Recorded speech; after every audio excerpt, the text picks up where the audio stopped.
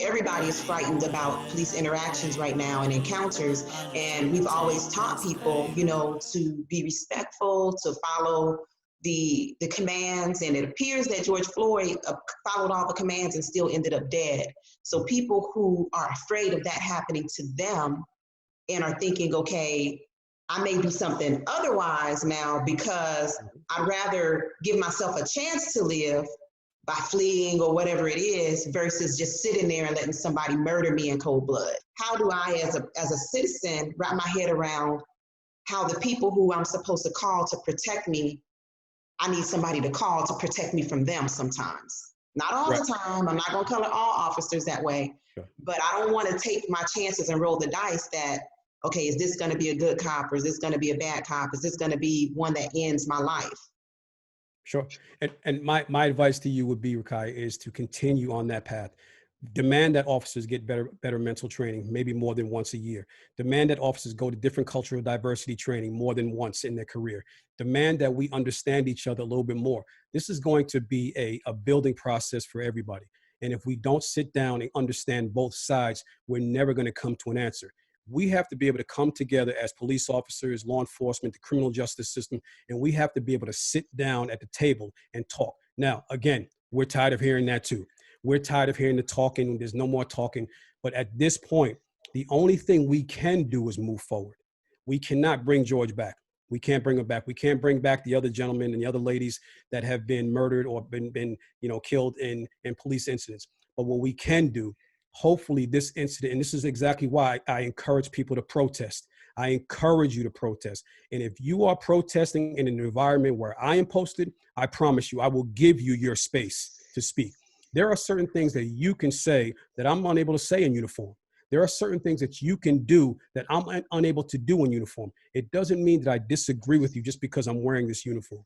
What happened the other day was horrific, and it shouldn't happen again. And it's going to take us to come to the table and figure this thing out. And we are on the way. We're moving in the right direction with these officers being charged. Okay, we're moving in the right direction with the charges that they have now, even the upgraded charge that's been upgraded.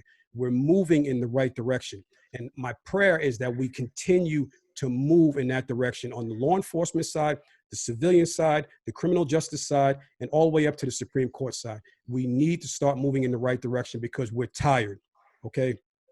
I hate bad police officers just like you hate bad police officers, because what happened was you made my job that much more difficult. That's number one. Number two, it was completely wrong how you treated that man. Not in this order. It was completely wrong how you treated that man, and he did not deserve that, no matter what the situation is. Our job at that point was either to get him to jail or to get him to a hospital, whatever the situation required. Now, if he was under some type of influence of any type of substance, I don't know. And if that's the case, then we need to get this man to the hospital. If he needed to go to jail, then we get him to jail. But our system failed that day. It failed. And we need to make sure that we don't fail these citizens anymore. We need to make sure that we don't fail America anymore, because right now there's a big stain, and I want to offer an apology. I want to say I'm sorry for what you saw. I want to say I'm sorry for what you had to be a part of this week. I'm sorry that you were traumatized. I'm sorry that you felt as if you had to go out and riot, that you had to go out and burn, because that was your only recourse of action at that point. I'm not even angry at that, okay? But I can't forgive these officers for what they did to that man that day. That's only for Mr. Floyd to be able to forgive those men. I can only forgive them for how they made me feel. Okay, why they made me feel angry. They made me feel upset. They made me feel helpless. Those officers traumatized me because I wanted to help also, and I couldn't get there to help. So there was a big flaw in the system, and it needs to be corrected. And the only way that we're going to correct this thing is if we continue moving forward, having the right discussions, employing the right people, having the right training, and going forward as a unit. It's been, I'm sure, it's been crazy for everybody, but as a person in law enforcement, I know it's probably been even more stressful for you. It has been, and especially as a Black law enforcement officer. It's a tough position to be in from both sides, because you're getting judged from wearing the uniform, number one, but you're also getting judged from your own people for supporting the uniform, supporting what the uniform stands for. And a lot of it comes from ignorance on both sides. I get it. But it still happens, so, I'm angry by what I saw. I mean, I'm a human being, so I have anger, when it comes down to what could have been stopped. But I'm also angry when I see another police officer get shot in the back of the head. I'm also angry when I see a police officer who actually is on your side. He's defending you, and believes in you and wants to support you, because we don't believe what happened was right either. So when I see a police officer get hit in the back of the head with a brick or run over, I'm envisioning myself getting run over or getting hit in the head with a brick, because at that point it wouldn't matter to whoever hit that officer in the head with the bat. It's not going to matter to them who you are. So they have no idea who I am. They have no idea that I'm a father. They have no idea that, that I'm supporting them 150%. They have no idea that I'm on a podcast today helping them or trying to help them, but yet ignorance would still allow them to try to kill me. So it's frustrating on that end, but it's also frustrating to watch how those police officers acted that day and nobody did anything. And I'm angry with that. Super angry about that. So. Yeah, like it's good that the other officers have finally been arrested, that charges have been pressed. Because I think a lot of what, with the riot, well, we'll talk about that, protesting versus rioting, but a lot of the protesting was because it didn't seem like justice was being served. And so by not arresting them, it was almost as if this too was going to be swept under the rug, Sure. like many of the other killings of Black people have been. But I feel like this is very traumatic in the grieving community. People who have already been going through things prior to this, whether it is healing and recovering from whatever adversity they've experienced. Then COVID happens, you're trapped in a house, you can't get to therapy, you can't talk to your counselors. The things that you use to distract you from the overwhelming pain on a daily basis has been removed from your ability to use those as a coping mechanism. So now you're only able to sit in the house day after day with that pain looming over your head. And then now seeing all of this happening in the country, you already question the world, as somebody who's lost a child, you question, what now? What does this mean in regards to what we always believed about doing good in the world? This situation alone by itself, watching someone murdered on national television, and it's not a movie, okay? Watching and hearing somebody call out and use their last breath to call for their mama, things like that alone, okay, is traumatizing. So now when you couple that with your situation of losing a child, your situation, just dealing with COVID, our situation as a country, which already had people in depression mode because they, like you said, their coping mechanisms could be just going to work and being around different people. And now you can't do that. I can say to you right now that even me, who I don't have a history of depression, I don't have a history of anxiety, even this situation here caused me anxiety and it caused me depression to watch what I watched. So I can only imagine what people right now are going through who are clinically depressed, clinically having anxiety, suicidal thoughts, people. And I hope that something like this, can awaken us as a society to realize that there's a lot of problems going on that we really, really need help with. We didn't have video initially of what took place behind the car, but we had crystal clear video of what the other officer did with his knee on the gentleman's neck. So that's crystal clear, clean and cut. I can see it with my own eyes. The whole world can see it. They were fired because of what they didn't do. Okay. Also, you have to realize that you didn't stop this officer from doing something that you saw was detrimental. You didn't step in. You didn't protect this man and serve this man the way you're supposed to. So we take a job, to protect and serve people. And that's the bottom line. The negative part of mainstream media is they will put these images into our head until we actually absorb them. And then we start to believe the narrative ourselves. It's been going on for years, just implied, implicit bias, when we have something that's embedded in us, unconsciously, that's so deep, we don't even realize it, so we're walking around with, as an example, we're walking around with bias towards individuals based on certain groups, races, religions, and sometimes those biases are so deep embedded in us that we don't even realize we're acting upon them because they've been a part of us since we were children, since our parents told us, hey, watch this white man beat up this black guy. So now that's embedded in me, whether I wanted it, whether I want it to be or not. And if I'm growing up in that environment, I'm going to become, and even if I feel like I got rid of it, it's so deep inside of me because I never really addressed the real issue behind it. And sometimes we'll use bias and race and, religion and all these other things based on where we come from, what's been put inside of us generationally. Right. And I'm seeing that come out a lot right now, Mm-hmm. especially with the all lives matter versus Black Lives Matter. Yeah. People are seeing it as like a competition. People Yes. that I would never expect to have an issue with us saying Black Lives Matter Mm-hmm. are coming out, and it seems like that implicit bias and maybe some privilege is coming out Sure. in their defense of saying, no, all lives matter. You mentioned implicit bias Mm-hmm. earlier and how it's just ingrained in people, over generations, really. Have you encountered incidents of implicit bias as a police officer? All the time. All the time. We have people who we do what's in the police academy, what's called, and let me get it right before I say it. It's cultural diversity. Okay. Okay. So you have this class called cultural diversity, right? And it's taught by people. Actually, it's taught by one person. Okay, which is in and of itself is a problem. Okay, um, you they list each race on a board. Okay, whiteboard, blackboard, whatever the case is, and underneath those names, okay, you're supposed to write it down on your paper and give the first thing that pops into your brain about this particular race. So if you're talking about Black people, the first thing that's going to pop into, and no names go on the paper so people can say what they want to say. You may have someone, Black people, niggers, and these are the things that were coming out: niggers, fried chicken, watermelon, and these were things that were coming out of people who were saying that. But you also had white people, stingy, racist, um, entitled, and then you had Spanish people where they said, 20 in a car, or loud music, likes to party a lot. Now these are things that the first thing that pops into your head, and usually the first thing that pops into your head is uncontrollable, right? So if I say something that's uncontrollable, like right now, you could think of something that right now, Rakaya, that can pop into your head. It was an uncontrollable thought.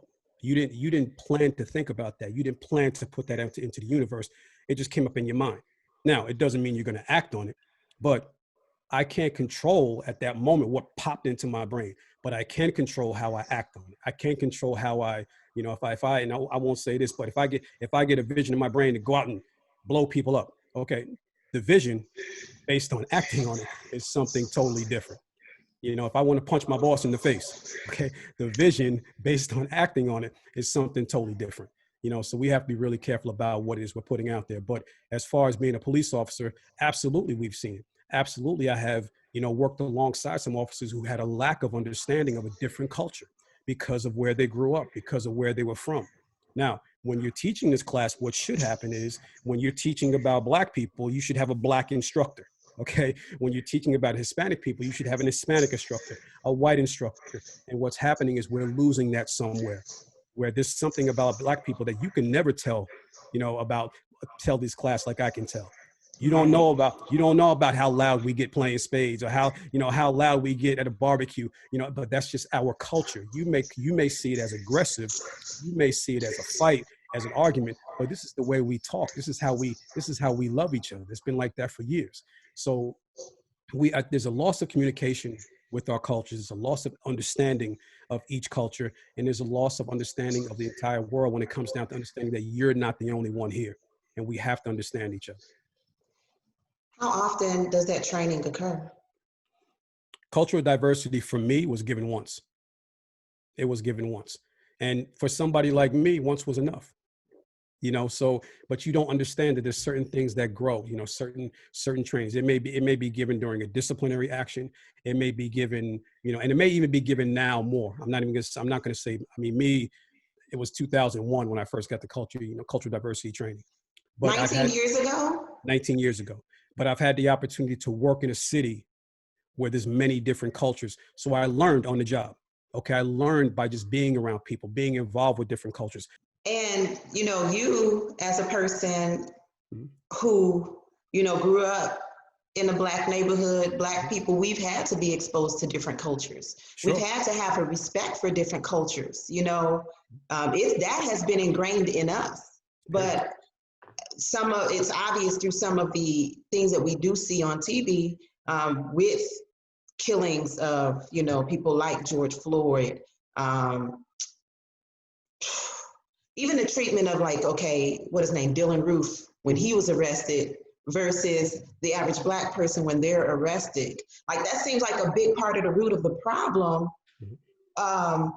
in the system. We're talking about change. We're protesting to get change. Maybe that needs to be put on the top of the list with the protest. How do we make sure that a white cop who was raised in an all-white neighborhood, who had a fear of Black people growing up, everything they saw about Blacks on the news was about crimes, not about success stories and people who made a positive impact in society. So they are growing up with this implicit bias that they are not in control of. So when they see a Black person with a cell phone in their pocket, that's an immediate threat to them, because of the bias, because of the cultural diversity, that, how that training could impact the action that they take based on the immediate thought that they have. Correct. Like, how often would you think that would be realistic? How often do you have other trainings? How often do you have firearms trainings? We have firearm trainings twice a year. And even that is not enough. Okay. We have CPR training yearly. We have certain trainings that we have on a yearly basis that are required. Motor vehicle chases that are required, certain things, but it varies, Rakaya, from state to state. So I can't speak for Texas. I can't speak for Alabama or Missouri. I can only speak for New Jersey at this point. But I do know that there's also trainings that you need to do on your own. Just because I'm required to go for firearm training twice a year doesn't mean that I only fire my firearm twice a year. There's certain things we have to take on for ourselves, certain understandings and trainings that we need to take on ourselves to make us safer at our jobs. So as far as cultural diversity and as far as understanding cultural diversity, I don't know if that's still a part of the training when it comes down to police academies across the country. But I do know that it needs to be a part of it, and it needs to be deeper than what it was for me back in 2001. When I speak to police officers, I speak to them about the human side of being a police officer. I speak to them also about the real side of being a police officer on the job. And a lot of things that we go through as police officers, people think that we're not human beings. And that's where the problem comes in. They think that we're robots. They think that we don't have feelings, that we don't have problems. And the problem is we do have problems. And just like any other human being, just because we go through psychological training, just because we go through, certain trainings every year, it doesn't mean we're always going to be right mentally, physically, and emotionally all the time. There's going to be issues that we have. So if I have an issue at home that's beating on my head, it can be bills, it can be, illness, it can be my child is sick, or my wife is on me, or my husband's on me, and I take that to work, that can easily be transferred to somebody else at work once I get to work and see somebody who looks like my wife or my husband. Or once I get to work and I deal with somebody who's having a domestic issue or a fight, and instead of my question being, okay, how did this start? My question is, okay, well, what did you do to make him that angry? Or what did you do to make her that angry? Because my wife made me that angry this morning, or my husband made me that angry this morning. So I have to be very careful about how I combine the human side along with the side that goes to work. Mm-hmm. Wow. Wow. Yeah, that's a good point. The baggage, like, everybody knows that when we go through things, the trauma that we experience and the hardships that we experience in life, that goes with us. We can't just cut it on and off like a light switch. Yeah. If we go to work, we might have a bad day at work because of what happened at home. And in this instance, in these cases, sometimes that bad day at work can be deadly for somebody. Sure. Yeah. And this is what happens. We don't create energy. We only transfer it. Okay. So whatever I'm transferring, I may be transferring that energy on a motor vehicle stop to somebody. I may be transferring that energy to somebody who's actually, making me angry at the job because he doesn't want to move off the corner, or because I've been dealing with this guy or this girl for the last 5-6 days. And now I'm angry because I need to transfer that energy somewhere. So we need to be very careful as police officers that we're making sure we're taking care of our health on the job and off the job as well. Our job is too important. Our responsibility is too important for us not to be mentally right. So this is what I do. I help officers deal with adversity on and off the job, real life adversities. Right.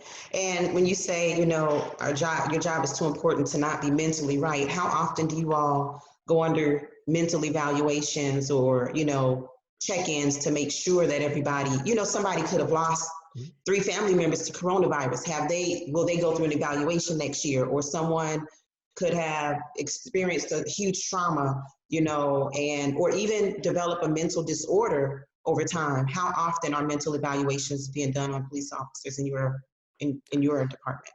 We're not required to have mental evaluations on a regular basis. If something traumatic happens, if we go through something, we have what's called resiliency officers who reach out.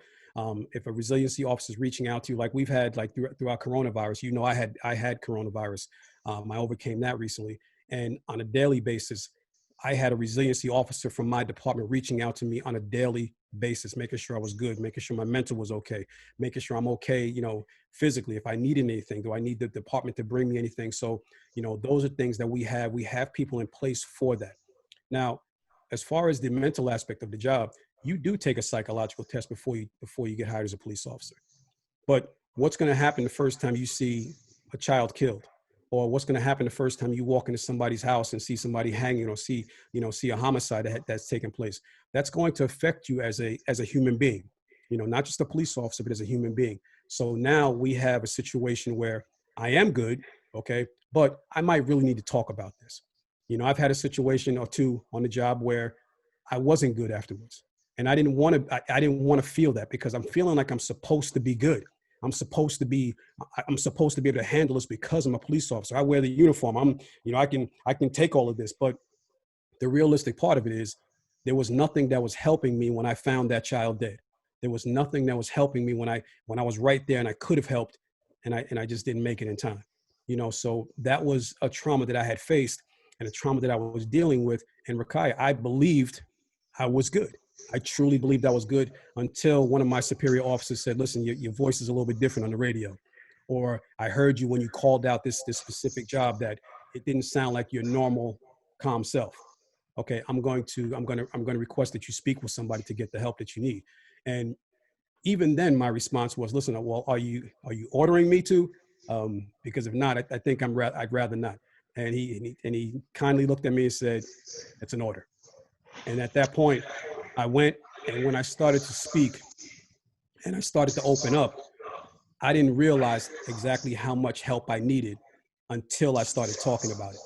Because even when I remember being in the police academy, and when I got hired, and you have what's called orientation day. And this is the day, like in boot camp, where they're yelling in your face. The drill instructors are in your face, trying to get you angry, trying to see how you're going to react if people are in your face and spitting on you and yelling at you and calling you all sorts of names. And I remember them walking up to me saying, listen, Hammond, what did you want to become a police officer for? Why are you here? And my response was very, very simple. I want to protect and serve, sir. But see, that was too cliche, right? It wasn't the right answer. And again, this was 20 years ago almost. And now the response to that may be a little bit different. But even then, I felt a pressure that wasn't enough for me to become a police officer, when that really was the only reason I wanted to become a police officer. I wanted to protect people. I wanted to serve people. I wanted to help people who couldn't help themselves in a particular moment. I wanted to serve people who couldn't serve themselves or protect themselves in any particular given situation. And that's exactly what I wanted to do. But I was made to feel guilty about that as a younger officer, of the pressures of being a younger officer. And it wasn't until I became my own person within the job that I realized, wait a minute, that's exactly what I want to do. But when you're first trying to get hired, you know, you'll probably say or do, you know, just just about anything just to get hired, because you want to you want to fit in. You do want to fit in. It's a high pressure situation because you want your partners to trust you. You want your coworkers to trust you. You don't want to be that guy or that girl on the road that they can't turn to and look to when when things are going to get hot. How much does that brotherhood, like basically like what you're describing, trusting each other, that brotherhood, Mhm. almost like a fraternity, how much does that play into situations like this when someone like, was it Chauvin? Is that how to say his name? I believe it's Chauvin. I don't want to misquote it. Chauvin, Mhm. yeah, when he is doing what he's doing, which like obviously is wrong, Mhm. but you see one officer who is like kind of standing off and looks like they're trying not to be involved, but they're still not stepping up and stopping it. How much does that, I guess, desire to fit in play into not stopping something that you know in your heart is wrong? Well, clearly you can see here that it did play a part. It had to play a part because I can tell you right now, Rakaya, me, myself, watching that video and watching it live, I'm actually yelling at the screen, what are you doing? Get off him. What are you doing? And even me, myself, I didn't believe that they were going to kill him. I didn't believe that it was going to get that far. I believed that this situation was going to get under control shortly, but then when it started to extend way past, okay, way past what it should have been, that's what traumatized me as a person because I couldn't help him at that time. I couldn't help this man at that time and moment because somebody is supposed to help him at that time. And it wasn't going to be a civilian. It wasn't going to be somebody who stepped in from the outside because why? You know for a fact, if you're a civilian, if you step into a police action, what's going to happen to you? Okay, you're probably going to be the next one wearing handcuffs. And that's fine. That's the way it's supposed to be. You're not supposed to interfere. But who is supposed to interfere and who is supposed to step up didn't step up, and we failed. We failed as police officers to help that man. We failed as police officers to do what we were supposed to do to save that brother that morning. Now, I'm not going to say I don't know what he did for a fact. I can only go by what the TV said and what social media has been saying and the news has. I don't know all the facts to the story, but I know one thing for certain. Whatever he did, he didn't deserve that. And whatever he did not deserve to lose his breath and to be on that ground for that length of time and be begging to breathe. No man should die like that, ever, ever. Oh my gosh. Have you ever been in a situation where you've had to step in and stop an officer from being overly aggressive? Yes. Yes, I have. And I'll tell you why, Rakaya. And I'll tell you why I don't mind answering that question. Again, we're human beings, right? And we don't want to take it personal. But if you're arresting someone and they spit in your face, okay, my natural reaction as a man, okay, is going to be some type of response, okay? And it may take somebody to say, hey, bro, I got you. Come on back.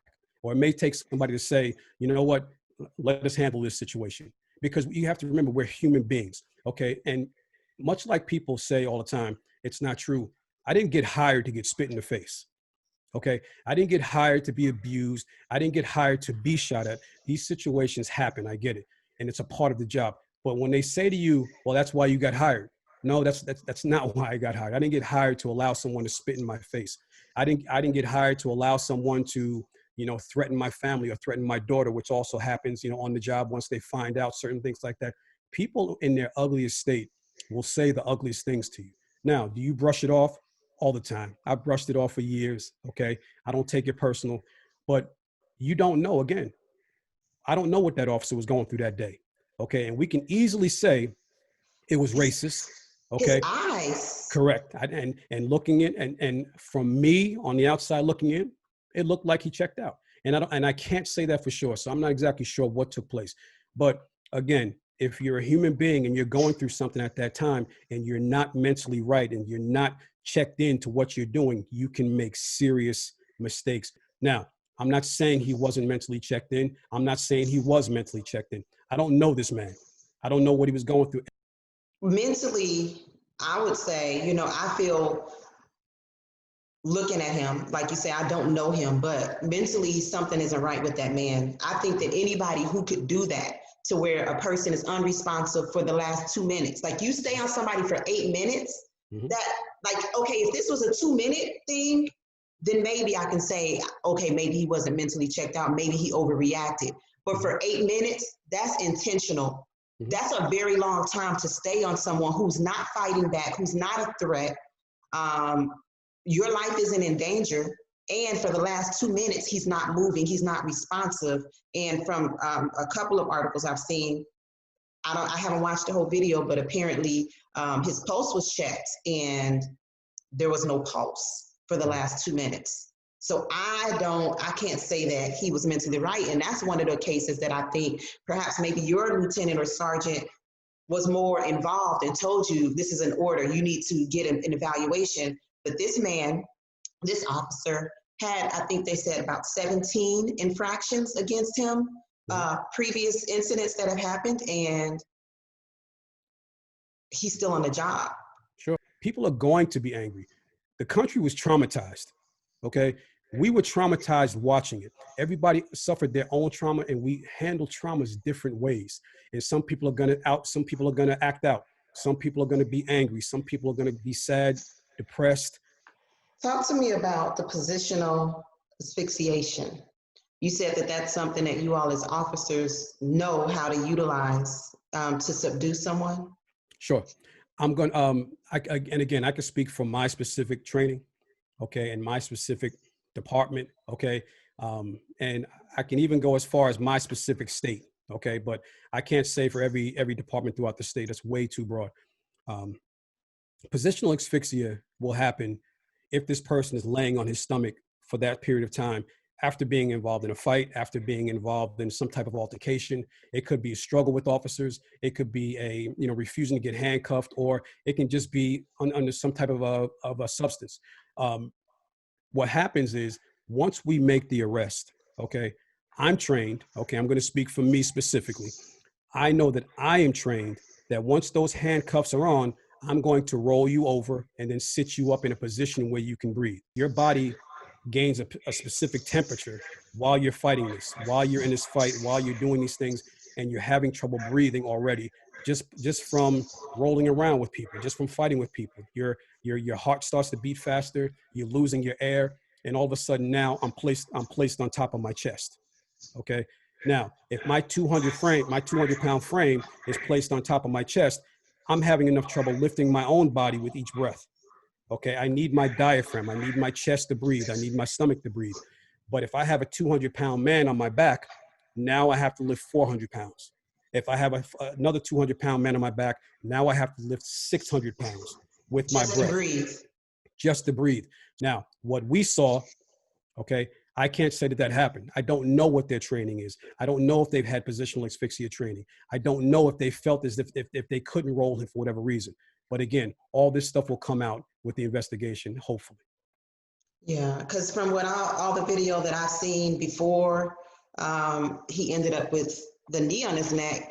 Mm-hmm. He did not appear to be resisting. He did not appear to be a threat to anyone at any point of that. And I haven't seen that really come out in any of, the information that's come out Right. so far. So it just again, seems odd.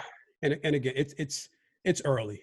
I know for us, it has seemed like a long time. We're talking about May, I think it was May 25, 26. I'm not exactly sure the date. And again, for us, we've been through so much over the last week. Okay. We've seen so much over the last week. It feels like a lifetime for us. Before an investigation, okay, and the amount of work that has to go into this investigation, it's going to take time. And I know people are tired of hearing that. I know people are tired of hearing that, just sit still and let's wait and see. I know people are tired of hearing, this too shall pass and, we shall overcome. I can't preach that message everywhere I go. Okay. We're tired. Okay. People are tired of hearing that. And because this situation took place on national television, because it was played for all the world to see, we want to make sure we get this right. We do. But on the other side, there's a presumption of innocence. It sounds like you're saying you want to make sure you presume Officer Chauvin's innocence. I want to make sure that I'm presuming George Floyd's innocence, the man Absolutely. who's not here to speak up for himself. And from everything that has been shown, there's nothing to make me say that he did something that caused this, that caused him to use that kind of excessive force. So Correct. Right now, the burden of proof, in my opinion, is on Officer Chauvin to prove that he needed to use that kind of force. But for right now, I'm going to say that that kind of force was not warranted or necessary because George Floyd appeared to be complying with every command that was given to him from the time that he got out the car. From the time that they stood him up or set him by the building, handcuffed.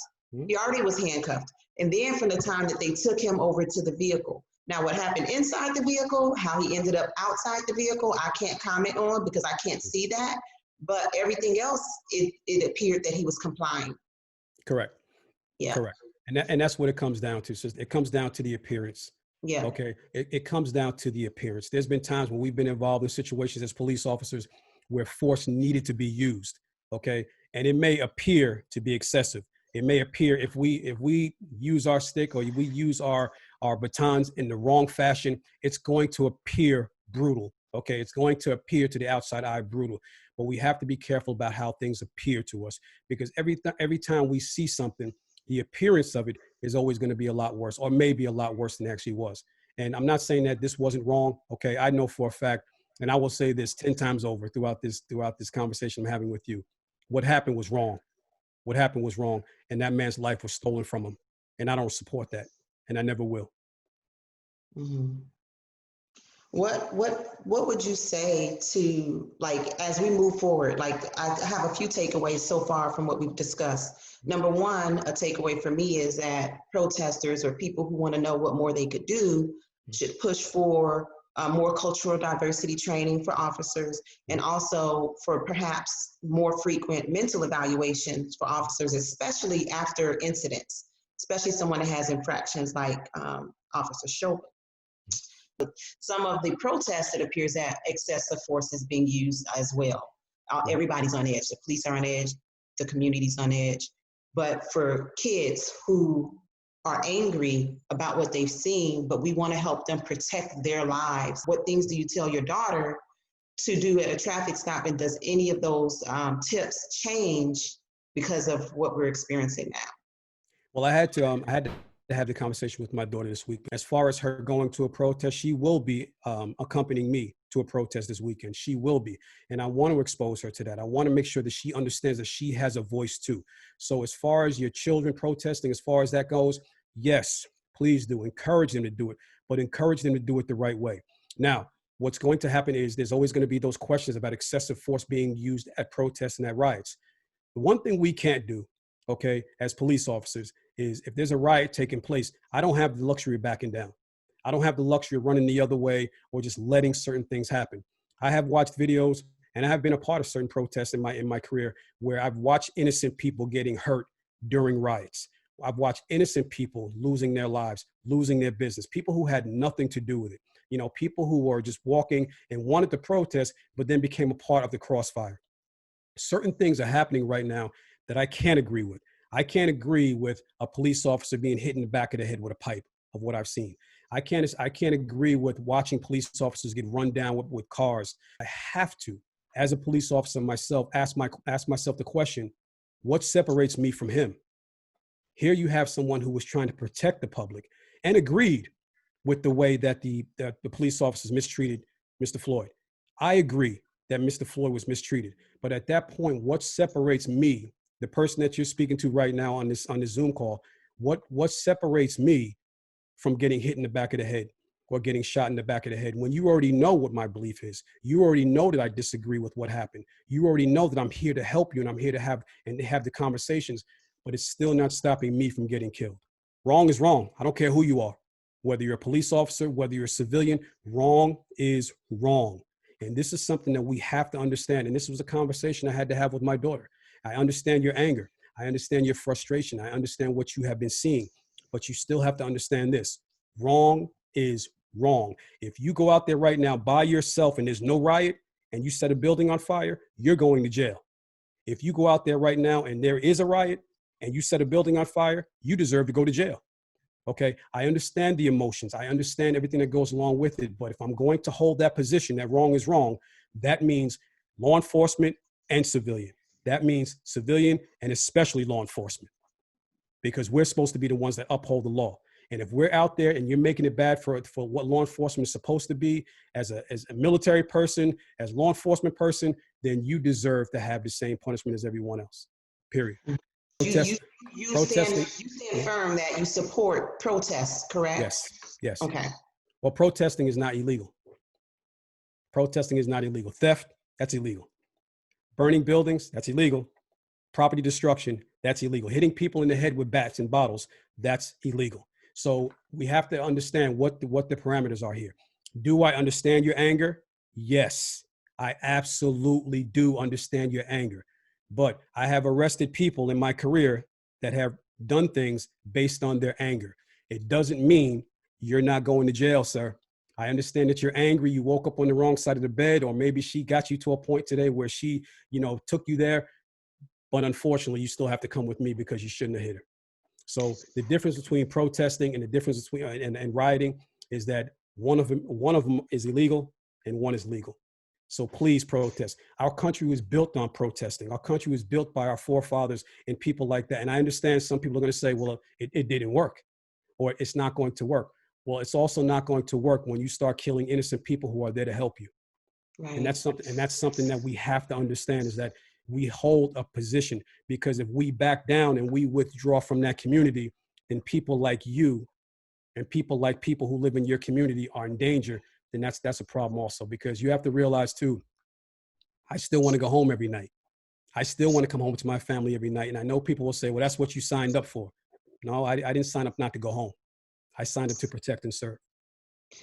You know, there are things that you're not looking at. There's certain things the police officers are trained to look for, certain body movements, certain people that are committing certain acts that have nothing to do with the protest. Okay. They only wish to do harm, not just on police officers, but on you also. So you have to be careful what you're allowing your kids to attend, you know, when it comes down to these riots, what you're allowing yourself to participate in, because there's a bigger evil out there right now that will sneak right into your back door and cause some serious damage to people whom you love. Tell me, how do I respond when I'm pulled over by a police officer that can help me ensure that I make it out of that situation safely? Well, I can tell you what's going to put you in the best possible situation. Okay. Um, when you get pulled over, okay, if you get pulled on, and I've said this to my son, you know, I've said this to everyone else underneath me, anybody, and this is a class that I teach with other kids. You know, the first thing you need to realize is that you're not going to have court on the side of the road. Okay, that's never going to go your way. I can promise you it's never going to go your way. So if I walk up to your police car and walk up to your car and I say, how are you, sir? Officer Hammond, may I have your license, registration, insurance card? Okay, that is the beginning of this investigation for me. Okay, if your first response is, for what? If your first response is, what did I do? Or why do you need my license? Then we're already off to a bad start. Okay, the basic rule of it is, you know, and you learn this in driver's ed, that if you get pulled over, you're going to be asked for your license, your registration, your insurance card. It's not the time to have court on the side of the road. Now, also what I would say to new drivers is tell your friends, okay, that are in the car with you, okay, bro, shut up. Okay, you need to be quiet. Okay, and this is something that people don't understand, is that a lot of times I've pulled over cars where the driver himself or herself is not the one giving me a problem, but the driver's license is the one I'm going to get. I'm going to get your driver's license. So I want to deal with you right now. I don't need to deal with everyone else that's in the car. I don't need to deal with the mouths and the lips and things like that that go along with it. I'm telling you right now the best way to get through this situation. Also, there's certain things I will tell juveniles when they first get their driver's license. One of the things that makes me most comfortable when I'm pulling over a car in the middle of the night, you have to realize, I don't know who you are. There have been police officers shot, killed just for pulling over a car, okay, and not understanding what was taking place. So I don't know who you are. I want to be able to see your hands when I get up to the car. I want to be able to see exactly, because that's the only thing that can hurt me at that moment, is the hands. So once I see those hands, that gives me a little bit of calm, okay, and I'm able to move a little bit forward. When I get people who are sitting on their hands or refusing to cooperate in that way, it automatically puts up little hairs on the back of my neck. Remember, I want to go home also, correct? So the first thing I'm going to say to you is make sure that you have your paperwork in a place. And if it's in the glove compartment or if it's in the center console, wait until the police officer tells you to reach for it. Wait until the police officer. I've had people tell me, officer, it's in my glove box. Is it okay if I reach for it? Absolutely. Please do. We're off to a good start. Okay. We're communicating. There's no drama. There's no hostility. We're off to a good start and everybody is safe at this point. Now, once you do so, okay, you give the gentleman your license or the lady your license. At that point, you're able to say, what did I do, sir? May I ask why you pulled me over? Okay, but I'm going to let you know right now, if I pull you over, Rakaya, and the first thing I get is, well, why do you need my license? I'm not going to tell you why I pulled you over until I get your license. You don't have to? I do not have to. I do not have to. At that point, if I have your license, if you want to drive off, you can go. You're free to go. I have your license. Okay, but the initial part of the conversation, the initial part of the stop is, I want to know who you are. Okay, I want to know what the situation is, so that way I know exactly who I'm dealing with. Okay. So is I've that a already, misconception? I thought that you had to tell me why you were pulling me over. not initially, I don't until I have the proper documents. I do not have to, and I will. Now, again, state to state, it may be different. Okay. But I know for a fact that I do not have to give you the information before I have your documents. I do not have to Mm, provide that.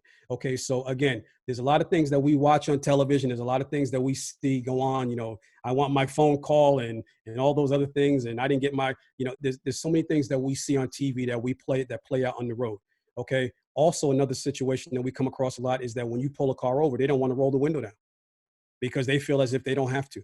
Okay. Again, this is something that you're in the middle of an investigation. You are in a situation right now where I have stopped your car and I need to know who I'm dealing with, and I'll gladly explain it all to you. And again, you're speaking with me right now. I can't speak for every officer, Rikai. right, I can't speak for somebody, but I do. I know this, that I very rarely had those type of negative interactions because of the way I handle myself. Okay. And this is something also that goes along with training. This is also something that goes along with dealing with people, people skills, how to communicate, how to speak, how to, handle your situations on and off the job. And again, there have been times where I might have been going through something that's off the job and I had to go home. I had to go home because I felt as if I wasn't right. And I'm not saying that everyone else has that feeling or everyone else is taking that step. But I know for a fact that I may have gone through something at home that I didn't want to bring to the road. I didn't want to bring right, out because it was putting everyone in danger, not just myself. right. So when you get pulled over, the best possible situation that you can put yourself in is cooperate. That's the best possible situation that you could put yourself in. I know what you have seen. I know, but that narrative is never going to change for me. I'm never going to tell you to be aggressive with the officer. I'm never going to tell you because that's just not going to work. Nine What if times out they of tell 10, me to step out the car? they have the right to. In certain states, again, they have the right to ask you to step out the car. I myself have had people step out of the car because I want to get a little bit more of the conversation. I may be getting a lot of lip from people inside the car that I can't even communicate with you, the driver. And whereas if I get you out and I can separate you from that situation and say, hey man, listen, this is why I pulled you over. Okay, you failed to signal back there at the stop sign. You failed to signal back there when you reach the corner. Just do me a favor. Okay, make sure you're doing the right thing, and you're free But to for go. me, I don't see why I got to get out the car to have that conversation. You don't have to get out of the car to have that conversation. But Okay, sometimes it might be better for me. You have to remember also, I may be standing in the roadway. Okay, I may be standing in the street while I'm trying to have these conversations with you. And the longer this conversation goes on, the more danger I am in by standing in that roadway. And that's another part that civilians don't understand. And I get it. When you see the police officers angle their car a certain way before they get out, that's for protection of when they're walking up to that car so they don't get struck from behind, so they don't get struck by passing motorists. These are the things that we're trained to do. And I've watched police officers get struck by cars on motor vehicle stops. I've watched police officers get killed in the roadway because they've been run over because people tend to go towards the lights instead of going past the lights. And this is why you see certain states where they have the move over law. When you have a police officer on the side of the road, you're required to move over. And this is exactly why, because police officers were getting killed on the side of the road. So to get you out of the car, sometimes it might be for safety. Sometimes it might be for further investigation because I smell something in the car. Sometimes it might be for something different, but we never know what that situation is. My advice to you going forward, and because there's so many different scenarios, is always put yourself in the proper position to have the motor vehicle stop go well. Okay. And that's knowing where your paperwork is. Okay. That's knowing what your car you're driving, you're in control of that vehicle. If the blinkers work, if the lights work, take away everything that these officers or myself would have to cause suspicion to your vehicle. More times than not, when I pull you over, it's your fault. Okay, you have done something that you've drawn something to the attention to you in some kind of way. Okay, and again, I can't speak for every officer. You may have not signaled. You may have a brake light out. You may have a headlight out. Something that you have done or something in that vehicle or something on the vehicle has brought my attention to that vehicle. Okay, and I can't say exactly what it is for every single officer. right. And I don't want to go. Yeah, I don't I want get to it. say that you're not correct, but I know that Mhm, driving while black actually is a thing. mhm. In some cases, I know from my husband, he's been detained twice for mistaken identity. You Mhm, know, and then let go, mhm, but he didn't do anything wrong. They pull him over mhm. because they say they believe that he was someone else involved in something else. I've But how done. do you even know that to I, pull him over in the first place? I've done it. I've done Yeah. it. And I'll give you my experience from that. Sometimes we may have the vehicle description only. Sometimes we may have the vehicle was occupied by one male. Sometimes we may have the vehicle description of somebody, it was occupied by a male and the vehicle was going in this direction. Okay, so if I get a bank robbery where it was carried out by a silver vehicle occupied by one male, they don't have, that's all the information they have. I'm likely to stop several silver vehicles within that day. Okay, just because that's all the information they have. That's all the information I have. And this person may be dangerous. And if it's a mistaken identity, you're free to go, sir. Black or white, female or male, you're free to go. And I'm not saying that it's always going to feel comfortable, but we're required to conduct an investigation if that happened, because you may be a victim of a crime within your household. And the only information you got because you were so afraid of the robbery was, I saw them drive that way in a black car. It was two people. Okay, so at that point, if you're the victim of that robbery, you're going to want me to investigate that because you have been burglarized, you have been robbed, you have been traumatized. So at that point, and again, every situation is different, and somebody's going to listen to this and say, Joe, please, you're just defending the police. I'm giving you my personal experience of things that I have been involved in, and it's not always going to feel pretty, and it's not always going to look pretty, but I'm letting you know right now, there are certain things that police officers do that are justified, but it just doesn't seem justified to people on the outside. I But myself have, sometimes it's not justified, because I will say, yeah. even in that Mhm. case with my husband, they, after they pulled him over, they referenced the tattoo that he has on his forearm Mhm. as a part of the description. And how would you have seen that with him driving? You Mhm. detained him, that everything came out that it was a mistaken identity. So that obviously was a lie that you said that this exact tattoo was a part of the description. Yeah, and again, Rakai, every situation Yeah. is different. I can't Yeah. speak for. I just don't want people to think that I'm just like going along with everything that you're No, no, no, saying, no. because I'm being easy on you, but I I, do I feel that want there you. are a lot of bad cops. I want to say a lot, but there are some bad cops out there that are racially profiling people. I want you to challenge me. It's okay, Yeah. because this is exactly what we need. We need to have people who are afraid to answer the complicated questions. We need to have people who want to answer, who want to ask the complicated questions. And I'm okay with that. Okay. I just want you to understand that there's always going to be some scenarios that I can't answer. It may be something that happened on the other side of the country. There's no way I can possibly give you an Right. answer to that. But when it Right. comes down to the basics of the situations, and it comes down to me being a black male, being an officer, and speaking to you, I want you to have the best possible situation when it comes down to dealing with police.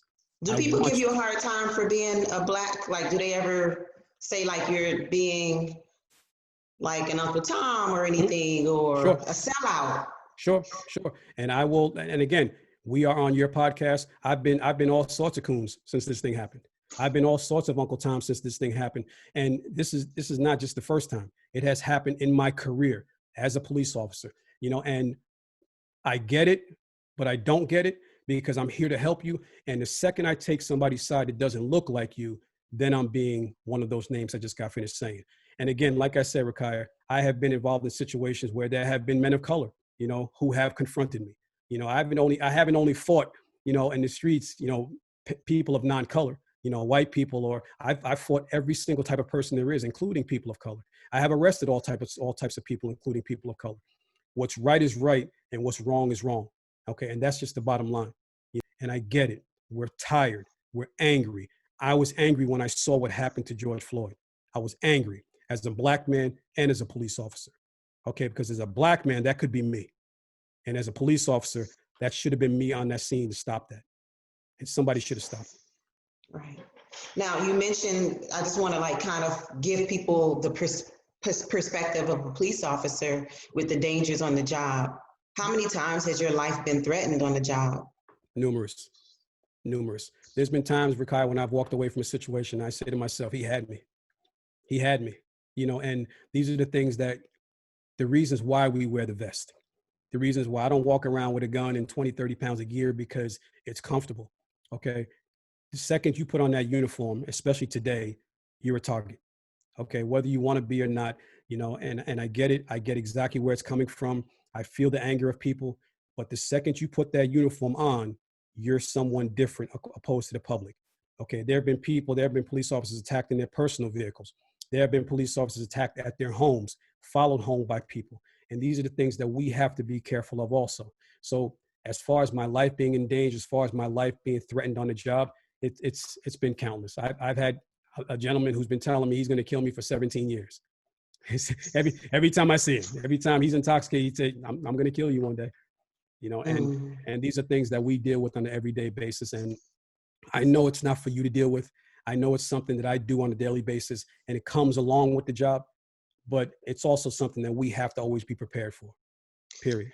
So when I see things like this, when I see officers on during riot situations, during the situations that are going on right now, when I see them and I'm watching them get hit in the back of the head with pipes and get hit with bricks and get run over, and I'm watching this happen with my own eyes, the only difference between that officer and me is just my location.